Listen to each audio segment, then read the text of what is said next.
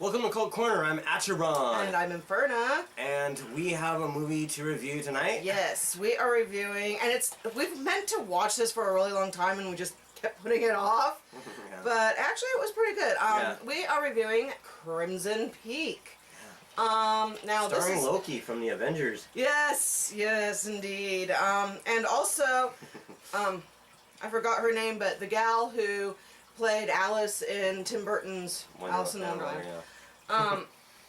Sorry, I don't remember her name offhand, and I can't read this because I'm half blind. No, not really blind, but I need glasses. Anyway, so this is about this girl who is she's in a well-to-do family. Yes. She's just with her dad, and she fancies herself a writer, so she's very well versed and educated. Yeah. This is set in like Victorian times, starting in America. Feel of this film. Yeah, starting in America and whatnot. And she, ever since she was young, they introduced this because it's part of the plot. Ever since she was young, was able to see ghosts. Starting with her dead mother. And in the very beginning, she sees dead people. She sees dead people. In the very beginning, her mother warned her, stay away from Crimson Peak. Yeah. And she didn't know what the hell that meant. She was a little kid, and it was like, okay, weird, freaky ghost. Because the mom came looking kind of creepy. Yeah. Which I was like kind of surprised, because it's like, why are you creeping out your kid, man? Yeah, she's basically kind of like a skeleton sort of, kind of angelic skeleton, kind of a reaper type. Yeah. Thing, going on. But anyway, so now she's older, young lady and whatnot, and there's this guy, who comes asking her father and some of his people for money to support a project that he wants to build. He wants to build, like, these machines to dig this clay that's on his property that's extremely, very, very, very crimson red. And really odd because it's really runny, too. Like some kind of, like, gooey putty. Yeah, most clay is, like, really stiff, but this is really gooey and stuff. And it's on his property, and the dad basically just laughs him off. Right. So then he starts romancing the daughter. For the money, but the daughter doesn't realize that because, she's kind of naive and whatnot. And so a little bit goes on, and they end up getting married.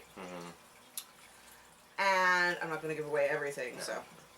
But they end up getting married, and she moves to England with him. And his sister. And his sister. Who's very odd, and she's awfully close to the brother. And, too close, maybe. It's very obvious that the sister and the brother are basically after this woman's money. He doesn't really care that awful much for her. It's the money. Yeah. They want her money so they can do whatever they need to do. And, anyway, they get married, and they show up at his, estate in England, where his sister's already beat them to it. She's already there. And it's a ramshackle, rundown. It looks great on the outside, honestly. But you go in it, and there's, like, holes in the ceiling, and the snow's coming through. And basically, this place is sinking with the clay. Yes, it's sinking into the clay. Yeah. This runny red clay. And, anyway, she's... But yeah, like, speaking about the view, I mean, when you look at it, you're like, whoa, that's an awesome place to live. Yeah, and then you go inside, and it's like falling apart. So much, Yeah, it's completely falling apart. It's not kept up. Yeah. It would have been beautiful if it was kept up and stuff, but no. No, they didn't care about that, obviously. And it's sinking into the clay, and it's falling apart, and it has holes in the ceiling, and it's just there's horrible. A lot of ghosts in there, too. Yes, there's many, many ghosts that keep showing up to the girl. But they aren't scaring her. They're trying to warn her of something, but she's not quite sure what. Yeah. But various ghosts. The ghosts in this, I love the ghost effects in this movie. Yeah, they are very good-looking ghosts, I think. But they weren't scary to me. No, they weren't scary, but they were very well made. For CGI, I mean, because it's not practical effects. It's all CGI. No. Yeah, it's all CGI. I thought they were creative, but it kind of was hokey in places with the ghosts. I mean. Now, the ghosts in this don't play a huge role. They're just there to kind of warn her. Yeah, to warn her and let her know something But they're not haunting really anything or anyone. They're just They're just there, No. just like thrown in. This is more about like a tale of people and the kind Mm-hmm. of the devious, kind of greedy, Yes. you know, people that want to take Yes. money and yeah, you know, you've heard in a But- million times in movies or whatever, but.